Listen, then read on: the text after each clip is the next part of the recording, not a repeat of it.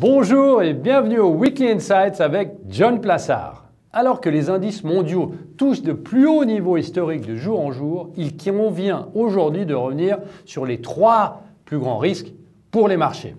Premièrement et avant tout, une erreur de politique monétaire.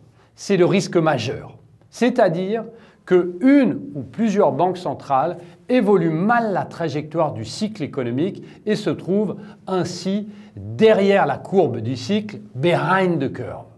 Certains économistes argumentent que la crise de 2008, la grande crise financière, a été provoquée par un manque d'anticipation de la part de la Fed, par exemple. Aujourd'hui, alors que la campagne de vaccination bat son plein, une mauvaise interprétation de la normalisation ou d'une inflation plus soutenue qu'attendue pourrait être un choc pour les marchés financiers, au même titre que le fameux tapering de 2013.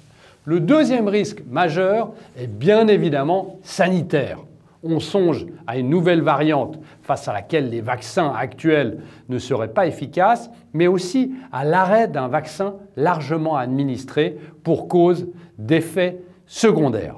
Si on a déjà eu le cas avec AstraZeneca et Johnson & Johnson dernièrement, l'arrêt du vaccin Pfizer ou Moderna pourrait remettre en question la normalisation de l'économie à laquelle nous assistons aujourd'hui.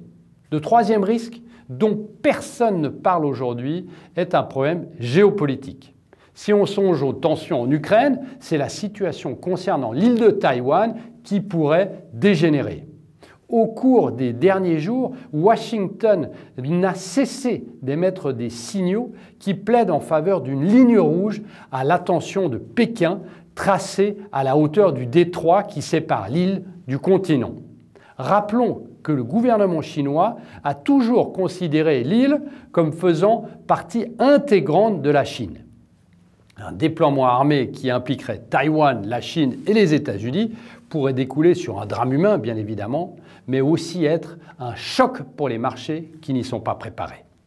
Merci beaucoup, passez une très bonne semaine et surtout, n'hésitez pas à lire mon morning.